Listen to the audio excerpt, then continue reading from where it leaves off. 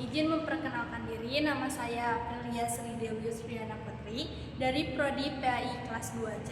Di sini saya akan mengerjakan tugas ilmu pendidikan Islam, yaitu di mana tugasnya adalah dari pertemuan 1 sampai pertemuan 7. Yang dimana ada di sini saya akan menjelaskan tentang landasan filosofis pendidikan.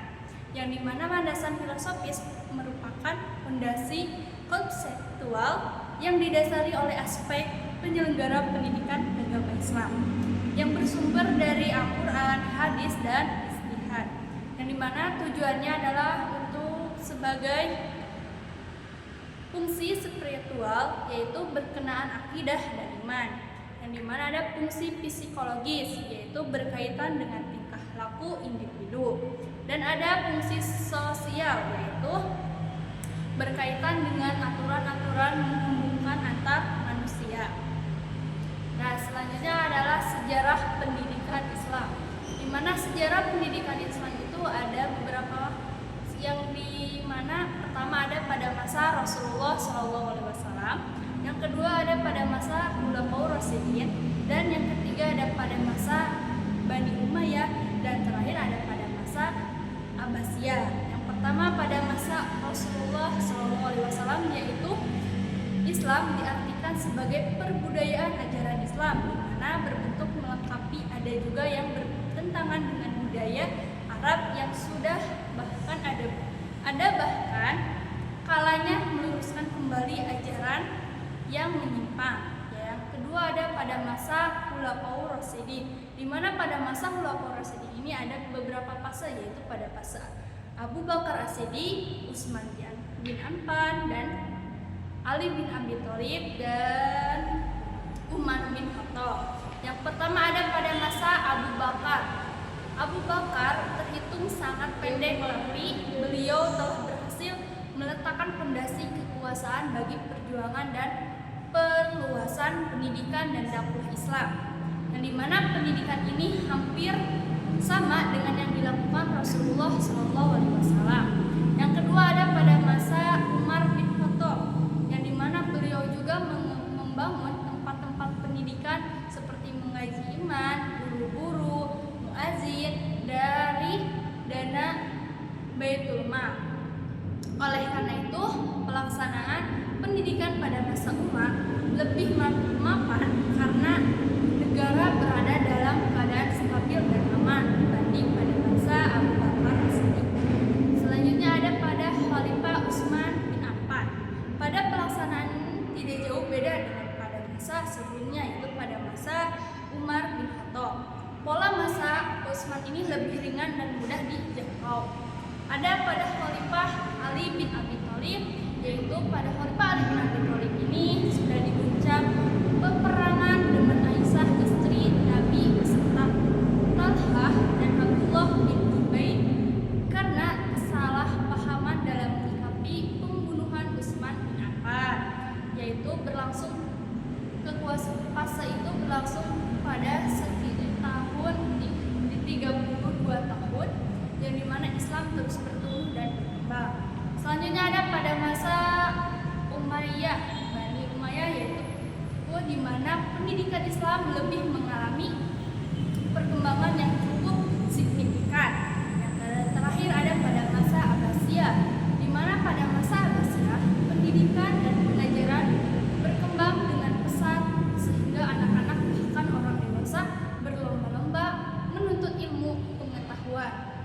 Selanjutnya yaitu ada sejarah perkembangan pendidikan Islam di Indonesia, yaitu ada pada masa penjajahan, yang pasti dari ulama dan cendekiawan muslim yang mendirikan madrasah dengan sistem pendidikan yang lebih modern. Yang kedua yaitu ada masa kemerdekaan atau Orde Lama dan Orde Baru. Yang pertama masa Orde Lama itu berkembang pada tahun 1945 sampai 1966. Pendidikan Islam telah mendapat perhatian dalam sistem pendidikan nasional. Sedangkan pada Orde Baru yaitu berdiri sekitar tahun 1966 sampai 1998, yaitu didirikannya Institut Agama Islam Negeri di berbagai daerah. Sedangkan pada masa reformasi, yaitu sekitar tahun 1998 sampai sekarang, yang dimana adanya legalitas dan pengakuan formal otonomi dan modernisasi seperti transformasi lembaga pendidikan Islam, digitalisasi, dan inovasi.